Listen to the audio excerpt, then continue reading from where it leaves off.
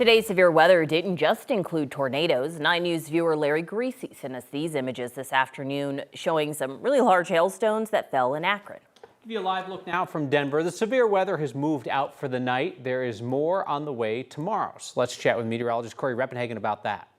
Yeah, you know, the next few days, the next 3 days could be extremely busy if tonight, the first night of this storm system, is any indication. These storms finally moving their way out of Colorado right now. We have the severe thunderstorm watch is no longer in place, at least in Colorado. It is in central Kansas. This is the last storm with a severe thunderstorm moving its way into Kansas right now. So coming up tomorrow, we have a weather impact alert here across the front range because of the threat for severe weather from 1 p.m. to 11 p.m. tomorrow. We could see some large damaging hail across the front range in spots tomorrow, and then widespread frequent storms likely on Sunday. Going to be very difficult to get any outdoor activities in on Sunday, and it looks like quite a bit of rain and storm coverage coming Monday afternoon as well. So lots to explain in the forecast coming up in just a few minutes.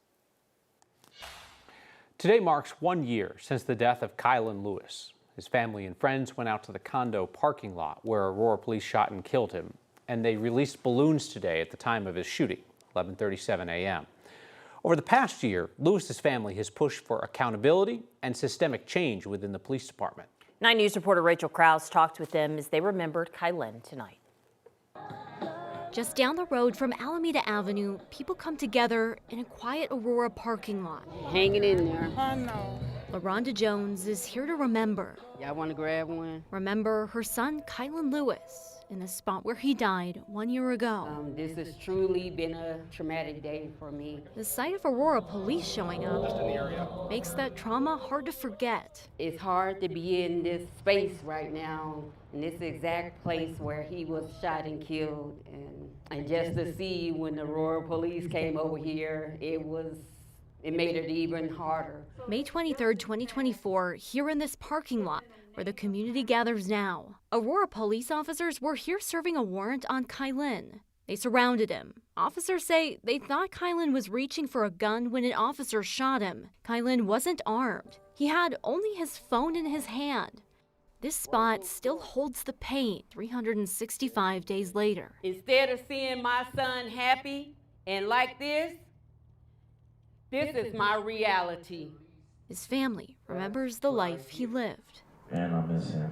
There was no person like him. Probably the most generous person I know. Big heart, big smile. Now they're here pushing for justice, calling on APD for more accountability, like citizen oversight in police shootings and transparency, demanding unedited body camera footage for Kylin's and all deaths to be released to families. It's about justice and about getting people together because we gotta join forces. Say his name! Kylin Lewis! Say his name! Kylin Lewis! As they keep the fight for justice alive, they let go of that grief. Till we meet again, Kylin. With one more goodbye whispered to Kylin. We love you, we miss you every day.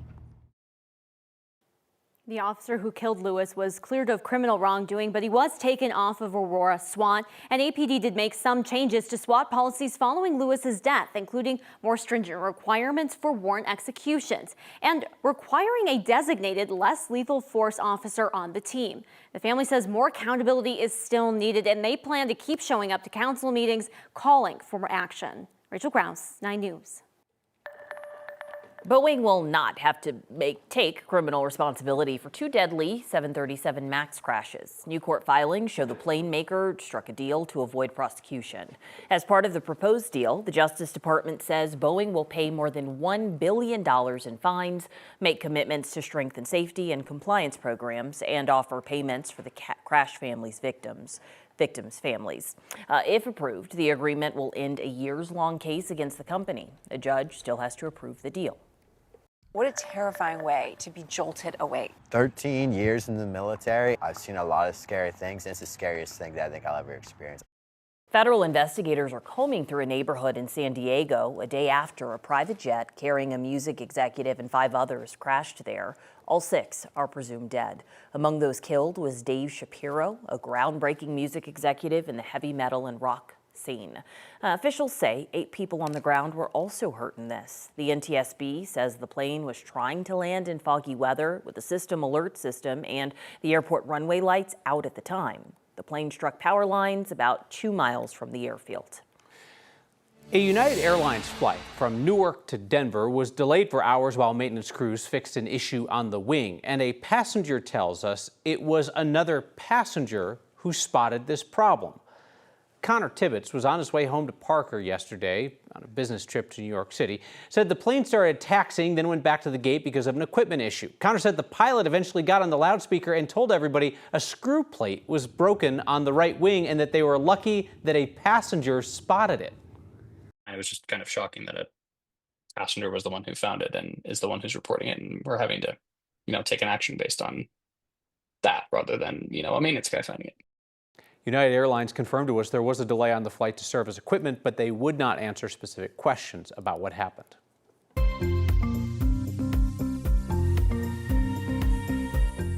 A woman in Thornton made what she thought was a safe decision on the road, but then she got a ticket for it. Fighting that ticket ended with nearly 50 other drivers getting their tickets dismissed as well. Heather Elliott says she was driving in the express lane on I-25 southbound when one of the signs overhead indicated the lane was closed.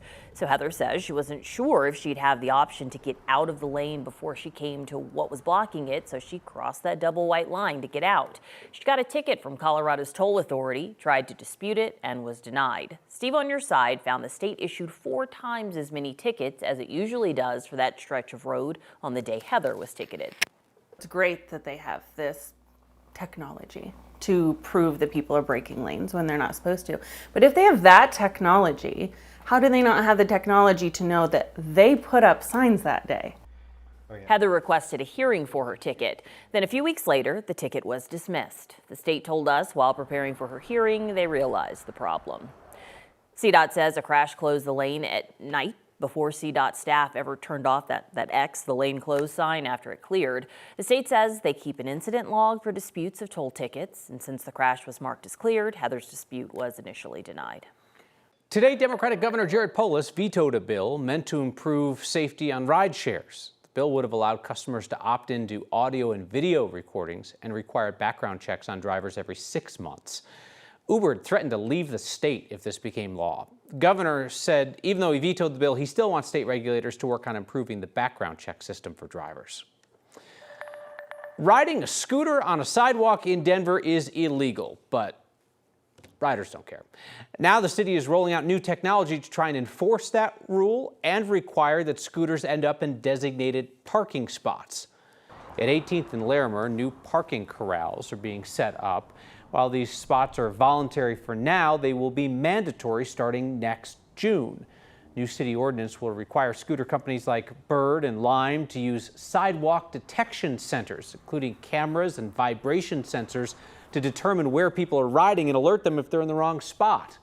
And if riders try to end a trip outside a parking corral, the app won't allow it. It'll keep charging that person until they put the scooter or the bike in the right place. There won't be a button in the app to allow you to stop your trip, so the meter will just keep running, and so that's your incentive to find the nearest corral. Tech's already being tested on some scooters with plans to expand it ahead of next summer's enforcement. As we move into Memorial Day weekend, the unofficial start of summer, Colorado Parks and Wildlife is hoping for a safer start. The state had more water rescues last June than they'd usually get in a whole summer. 9 News reporter Jennifer Meckles shows us how one family is trying to save lives while grieving their own loss. Colorado's sunshine and shorelines are ready for the summer season. I think the number one thing is just to be prepared. But what about you? At Cherry Creek State Park, Actually, we have over 800 acres of reservoir for people to recreate on, so making sure they're doing that safely is our most important job. CPW officer Lauren Shaw says people don't always respect the risk of the water, but they've got you covered. Yeah, so we're here next to our life jacket loaner program. So we have life jackets here that have been donated by the public, so that way people can use them if they forget them at home or if they just need one for the day. Free life jacket loaner stations are set up at parks across the state. A new one just went up at Miramonte Reservoir in San Miguel County last summer. Tanner was 21 when it happened. It just boils down to it's just completely preventable, and just want everybody to go home. And it just sends shockwaves through your family, and it happens in 30 seconds. Tanner Chestnut died in a boating accident on Miramonte in 2018. His family, It's so preventable. they donated about a dozen life jackets to the Miramonte Loaner Station. Tanner's mom, Pam, loves getting the texts and the pictures, proof that people actually use them. It just feels good to have them there, and hopefully, they all get used, and you can't even really get mad about, them disappearing as long as somebody's using them. That was Jennifer Meckles reporting. Kids 12 and younger are required to wear a life jacket on the water, and boaters have to keep one per person on board.